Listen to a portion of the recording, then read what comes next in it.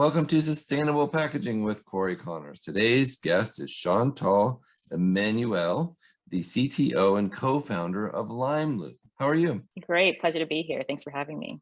I'm so excited to have you on. I've been a fan of your company for a long time, and then we just connected somehow. It's great, good timing. But first of all, tell us about you and your background, and then we'll talk about Limeloop a little bit. Yeah, I love to. So I am a software engineer by trade. So I had kind of a woundy road to getting to Limeloop. But I grew up around computers. And in that kind of generation that saw the before and after, right? So my mom was doing her master's program when I was a kid and literally watched her go from typing out things on the typewriter to Yeah. using a word processor. So I think it's ingrained in me from the very beginning, kind of the multiplier that technology can be, right? So you can Yep. take one person and how much more you can get done from behind a computer screen. And so straight out of college, I actually worked for New York Cares, which is a volunteer management organization out of New York City. And so me, just kind of a lowly person right out of college, was able to, organize thousands of volunteer slots a month because of how we're able to leverage databases to do that. So it sounds like I'm nerding out, and I do nerd out on it, but just kind of really always looked at ways of how I can take my impact and multiply that out 10, 100,000 times fold, which brought me out to the Bay Area, as it does most software engineers at some point in their career, which is where I met my now co-founder, Ashley Etling, when I worked for her as a lead engineer on a previous startup that she founded. So it all makes sense in the end, but it just really was based on this love of technology and how do I do this to do good? Because there's so many things that people are building that can have different impact on the world, positive or negative. And how did I make sure that I was on the positive end of that? I love that. And I think I've only had 2 people on the show so far, and I think you're number 126 that actually planned on going into packaging. So it's very rare that anyone actually plans to go or intends to go, like when they're young, like, hey, I want to sell boxes or I want to be in packaging. Pretty definitely solving my own normal. problem. As an avid online shopper, I was part of the problem. So I need to create a solution for myself that just so happens to work for lots of other people. Well, it's a brilliant solution. Let's talk about Limeloop. Can you tell us who invented it and what it is? Yeah, so Limeloop is a smart reusable packaging company. And so how it came about is that previous startup that I mentioned that I worked with my business partner Ashley on, we were on kind of the front end side of supply chain, so helping businesses design their hard products. So if you need a new line of mugs, you can put a project on our website, find a designer to work on it, and go through the whole ideation process. And so, as you can imagine, in that process, we were sending around a lot of samples. And so, what do you think about this material? What do you think about this version?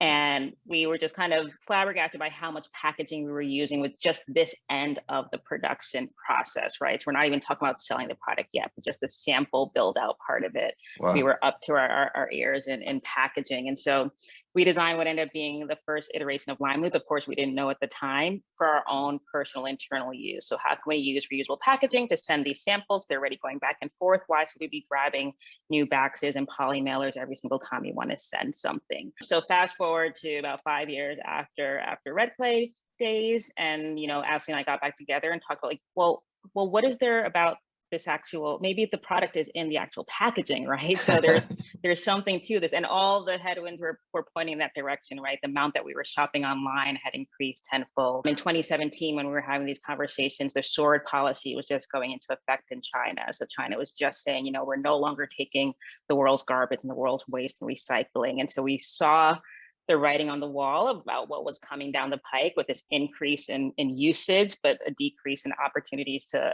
find a second life for it, and knew that Limeloop was a great opportunity. And so we didn't want to just stop at the packaging, right? Because we know from human behavior, if you give someone a reusable package with no real way of sending it back or monitoring or any kind of technology built around it, we're going to have a bunch of packages either sitting in people's homes, or we're going to have a bunch of packages sitting in warehouses. And that is actually worse for the environment, of course, than if we had just stuck with the single-use packaging. Right. And so that's where that kind of technology standpoint and why the smart reusable comes in. That's so true. And it's the problem with reusable is, oh man, what if they keep it? And I interviewed Tom Zaki a few weeks ago, and their solution is, well, it's a deposit. So if the consumer keeps it, it's not a big deal.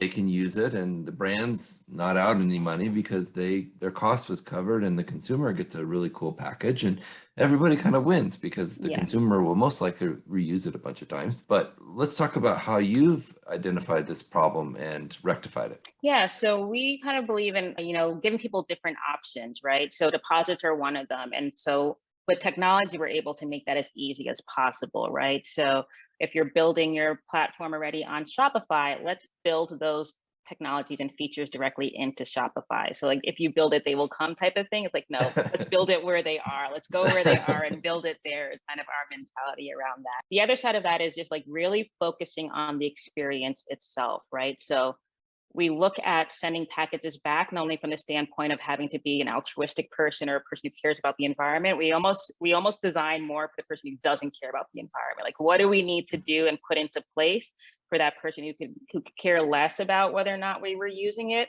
to want to send it back? And so that's where everything from, making it as easy as possible. So there's always a prepaid label already in there. So there's no printing out things, finding things, going to the post office. You flip over the label, you put it into your mailbox. It's actually easier than breaking down the box and putting it into your garbage pail. So how do we always optimize for that experience side of it? And then as a further incentives, that's where the deposit programs come. That's where your discount off your next purchase can come, like the coupon that you receive as soon as we see that the package has been sent back. So there's all these little kind of triggers that we can pull. And our job as the people producing the packaging and partnering with the retailers is to make it as easy as possible for those things to be implemented, no matter how you're building, how you're selling, where you are, just make that as simple as possible. That's it. It has to be easy. It has to be intuitive. It has to be simple, almost obvious, I would say. Exactly. And well done. Kudos to you. Appreciate it. Thank you. So let's talk about what the packaging is. What I saw, haven't seen a sample yet, but what I saw looked like maybe a nylon or a canvas material and like a zipper pouch. Is that pretty accurate? Can you speak to it a little bit? Do you have one there you could show us? I actually do have one nearby. So it is a recycled poly exterior. So this material, so we really wanted to focus on diverting materials from the landfill, but also on really strong durability, right? So we wanted these packages to last because that's really where the ROI on the environmental comes in, is when you're able to keep them in the system as long as possible, while also thinking through the next life of it. So it's a material that will last for a long time, but when the time has come, when it is eventually ripped to shreds, we can put them back into the stream and have them remade into new packages again. And then the interior, recyclable. Good. They are recyclable, yeah. So the inside is recycled cotton as well. And so again, pulling from a waste stream gives it a nice kind of somewhat of a cushioning, but more of kind of that kind of luxe feel to it. And so we don't want to ever have people have to compromise on branding and experience of receiving a nice package, but how do we do that in a way that doesn't hurt the environment? And it comes in 3 different sizes today. We're actually getting ready to launch our next iteration of the packaging. Can't talk too much about it, but it will allow us to move into more exactly. It will allow us to move into more fragile goods. So think more of a structured box experience to allow us to have more of those products that need more protection than just a soft pouch to be able to be shipped in. It's an excellent design and very, very well made. It looks very high end, I would say. If I received that, I'd be intrigued, first of all, not just because I'm a packaging pro, but because I'm stoked on packaging. It's neat, So the cotton on the inside is a great idea because it's non-abrasive. Is that the reasoning for that? It is, yeah. So it kind of creates like a nice soft cushioning. It's a nicer experience because it does cover up a lot of the connections and the sewing and the things like that. So it kind of gives a more seamless experience. And that's one of the questions we get from brands all the time. Like, can I brand this? How do I make this my own? How do I kind of set myself apart by the packaging? And I'm like, the packaging itself, by switching to reusable, you've already done that. You've already checked all those boxes. But, I think what happens is people, pun intended, are still thinking in the box, right? And so like, you're used to being able to slap their name all over everything and putting tissue paper and having to do all these essentially gimmicks to make themselves stand out from the crowd.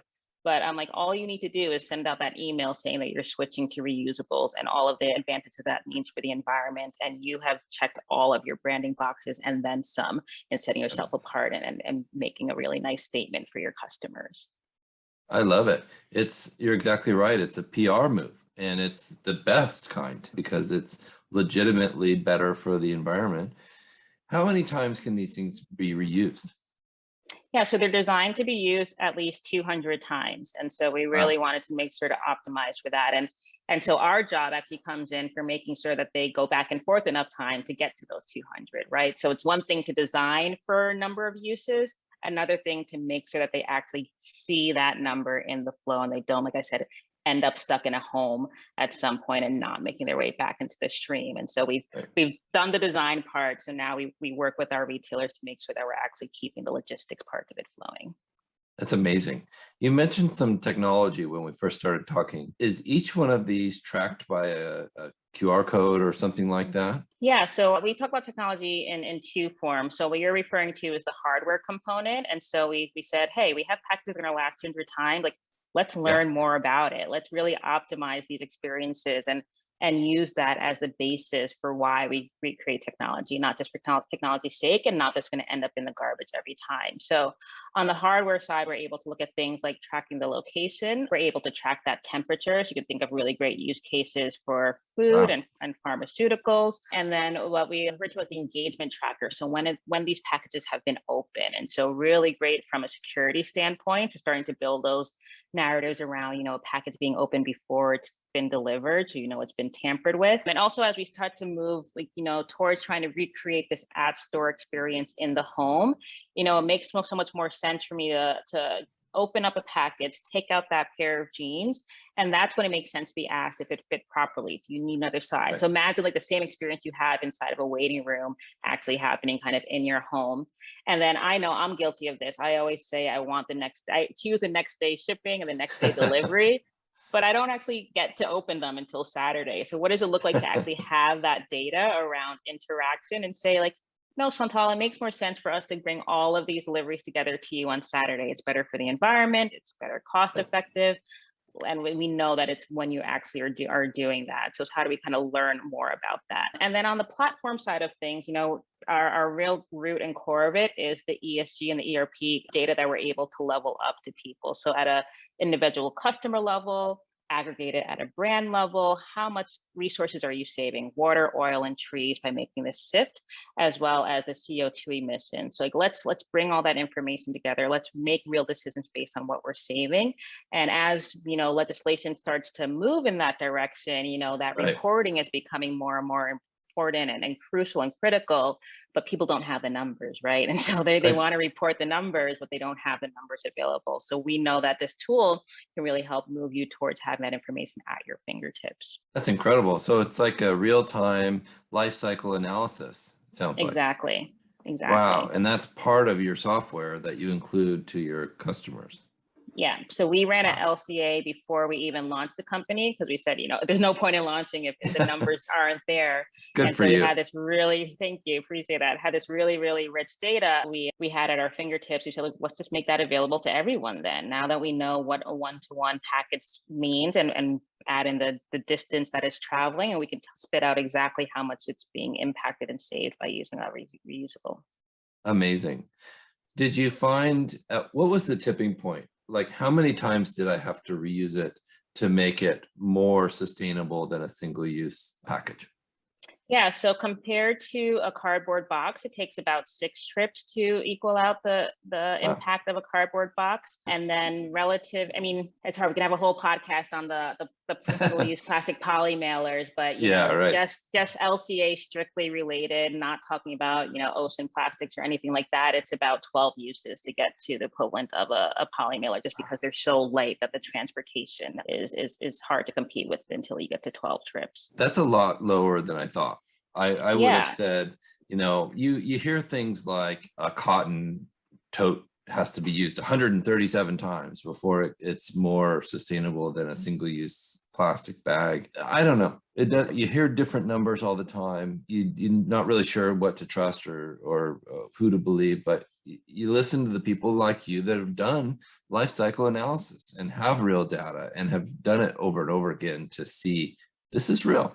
So well done. Exactly. And we didn't get there overnight, right? And so a lot of the decisions that we made allowed us to get to those numbers. And so when you talk about the cotton canvas, the difference between using virgin material and the upcycled material weighs a lot into that initial impact numbers and things like that. So you have to actively make these decisions in both the material costs, your manufacturer part. We recently isolated some partners in Mexico because a lot of that impact that we were having is that initial transportation from China over to here. And so like making these really thoughtful decisions about the manufacturing partner process allows us to get closer to those numbers that we are aiming for. Yeah, that's a big reduction in carbon footprint if you can make in North America. Well done. Excellent decision. Yeah. You mentioned customizing them.